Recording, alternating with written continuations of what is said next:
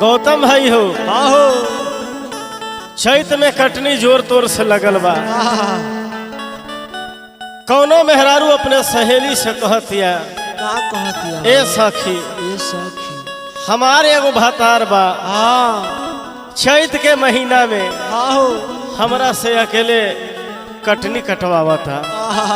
अपने दूसरा जगह रह के मजा मारा था।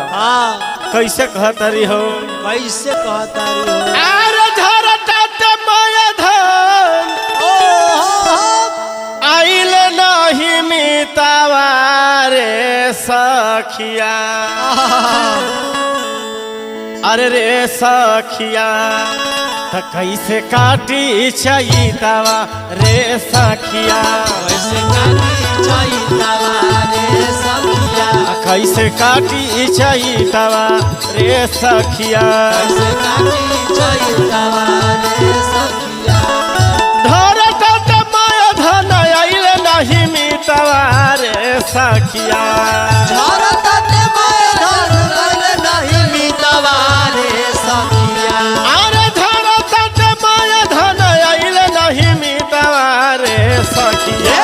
अरे रे सखिया कैसे काटी चैतावा रे सखिया कैसे काटी चैतावा रे सखिया कैसे काटी चैतावा रे सखिया कैसे काटी चैतावा रे सखिया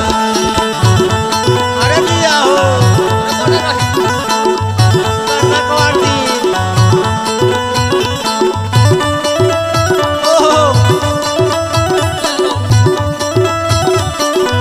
ए हां अरे दिया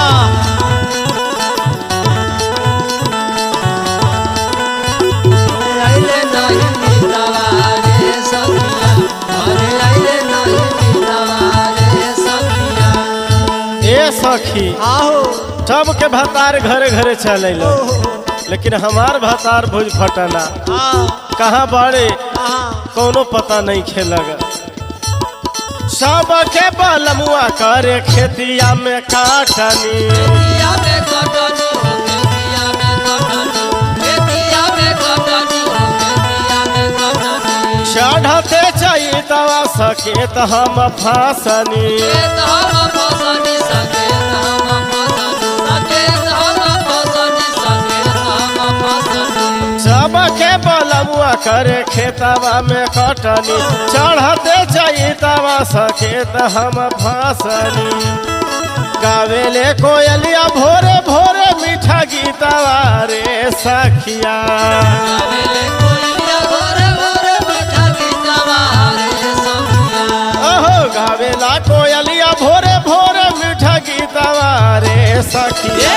अरे रे सखिया कैसे काटी चैतवा रे सखिया कैसे काटी चैतवा रे सखिया कैसे काटी चैतवा रे सखिया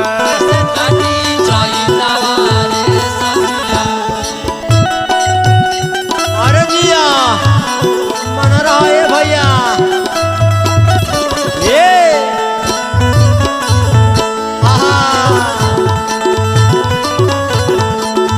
कैसे काटी चैतवा रे सखिया कैसे काटी चैतवा रे सखिया ए राजा जी आओ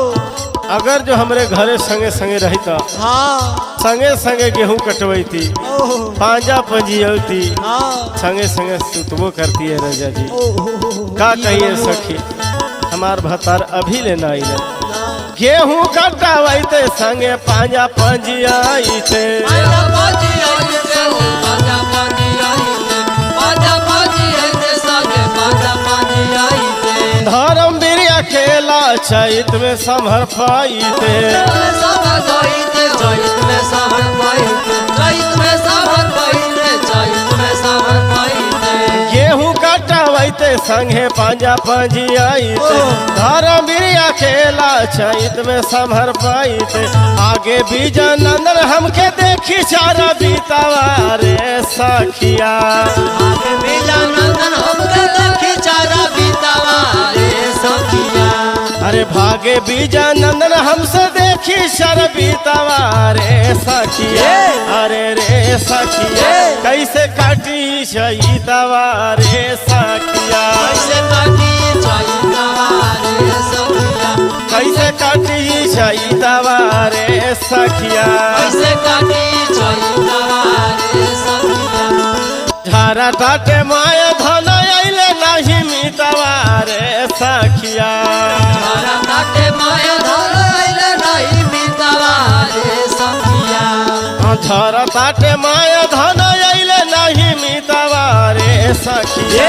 अरे रे सखिया कैसे काटी चैतवा रे सखिया कैसे काटी चैतवा रे सखिया कैसे काटी चैतवा रे सखिया कैसे काटी चैतवा रे सखिया कैसे काटी चैतवा रे सखिया कैसे काटी चैतवा रे सखिया कैसे काटी चैतवा